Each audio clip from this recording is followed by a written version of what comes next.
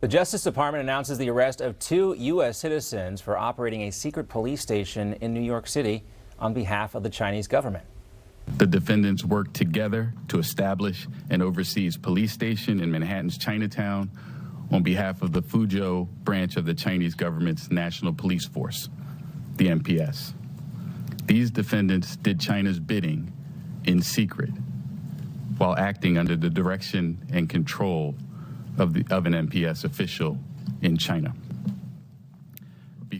Those defendants identified as Harry Liu Zhongwang and Chen Jingping, both released on bond following an initial appearance in Brooklyn federal court yesterday. But they allegedly opened and ran the police station in Lower Manhattan's Chinatown neighborhood until late last year. Both charged with conspiring to act as agents of China's government and erasing evidence. Now, China is accusing the U.S. of making groundless accusations about Chinese citizens' services centers, adding that, quote, so-called overseas police stations do not exist. All right, John? Let's talk more about all this and welcome in former CIA Operative Mike Baker, and also with us here in studio, former Senior Naval Intelligence Officer John Jordan. He's a board member of the Overseers at Stanford University's Hoover Institute. Gentlemen, great to have you both here. Good to be here. All right, let's start with the CCP and these secret police stations. This comes after a couple years ago we saw them burning documents in Houston. We know that the Chinese consulate was up to some nefarious stuff in San Francisco as well. First to you, John, what don't we know? This probably is just the tip of the iceberg, isn't it?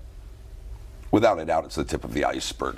China is obsessed with shaping perceptions, and it's obsessed with hunting down those that would disagree with the Chinese Communist Party and say things that are inconsistent with the narratives that it wishes to pursue.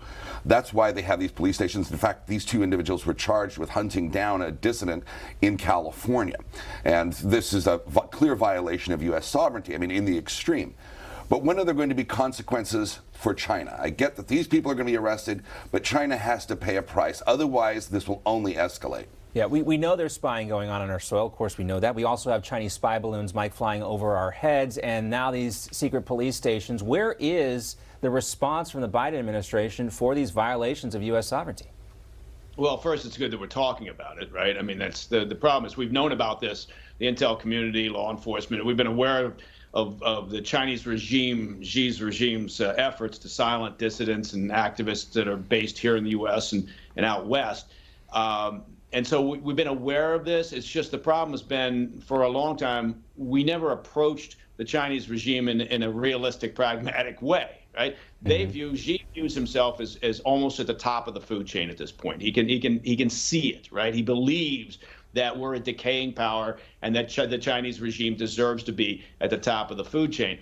And this is just an example of his disdain for other nations' sovereignty, his belief that they have absolute right to go out and no matter where they are and try to silence through harassment their dissidents. And part of the problem is also that they use these facilities that are overseen, as the report mentioned, by the Ministry of Public Security. They use the facilities not just to harass and to target and to try to silence dissidents and activists who speak out against the regime, but also as an opportunity to coerce members of the Chinese American community to work on their behalf, to identify potential targets for intelligence, economic espionage, gathering up of information. So the first step is to shine light on it, right, which is what we're doing. Talk about it. The next is to have consequences, as John pointed out. We have to have consequences. We have to be able to bring charges. We have to show that we're actually serious from administration to administration in dealing with this. 2 more stories for you real quick, guys. We have just about 2 minutes left. I want to ask you both for your reaction on the COVID lab leak theory. We have more congressional testimony coming today. All signs point to the fact that it was, in fact, leaked out of the Chinese lab. John, what's your assessment at this stage? Well, first of all, it looks like it's where it did come from. And the Chinese Communist Party is very concerned about this, too. They reached out to members of the Republican Senate staff in the strongest possible language saying how much they objected to this. The Chinese Communist Party is preoccupied with perception and images and pushing its narratives of information warfare. And shining a light on it in this way threatens a lot of how they wish to be perceived, because for them, perception is power. And that's a big part of the game plan here, is to suppress this story. Mike, what do you think? No, he's absolutely right. John's on point here. The idea somehow that the lab wasn't responsible for this leak. I mean, we all remember when we first started talking about it. I remember reports, very good, qualified reports coming out early on, right? Before the pandemic was even a thing, when there was some talk about issues coming out of the Wuhan lab, but then suddenly it was suppressed. We couldn't talk about it because you were xenophobic, right? It was racist to talk about this. No, it's not. It's pragmatic. The world should want to know, no matter where you are on the political spectrum, we should want to know the origins of this pandemic, because you know what? It's not going to be the last pandemic we have. And you know, the fact that the Chinese regime has been anything but transparent and cooperative, you know, says all that we need to know about Xi's mindset. Yeah, the first time I remember hearing anything about this, or even the city of Wuhan, is when you learned that they were shutting down the Chinese New Year, and you knew it was going to be a big deal. Lastly, let's talk about House Oversight Committee Chairman James Comer. He says he's found at least 6 more Biden family members who have benefited from this alleged influence peddling scheme. And here he is with Rob Schmidt. This is a family business. But yet we can't find any legitimate business. The business appears to be influence peddling. There are now 9 confirmed Biden family members that have received some type of deposit from what I would consider adversarial countries around the world, not just China. We knew that there were 3 or 4, but now we're up to 9, and I predict that there are going to be more when this is all said and done. Another thing. So 9 family members now implicated in this. John, your reaction?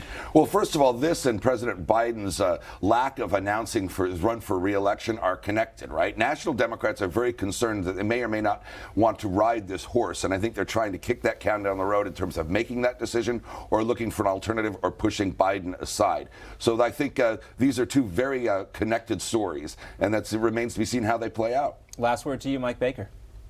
Yeah, I'm going to get up on my term limit soapbox here and say that this is what happens when you allow someone to be in politics for, what, 150 years or 50 years? You know, let's be realistic. But, you know, if you take that out of it, if you take the self-interest out of it, if you create term limits, then you remove in part, it's not going to remove it entirely, but you minimize the opportunity for this self-interest that exists when you can go to Washington, D.C. and stay there for your entire life as a career in politics. You should go in there, maybe 2 terms as a congressman, 2 terms as a senator, then get out. Go back to your normal job. Remove the self-interest from politics. You mean what the Congress was intended for, citizen government?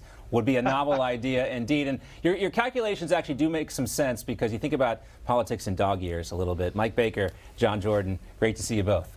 Thank you.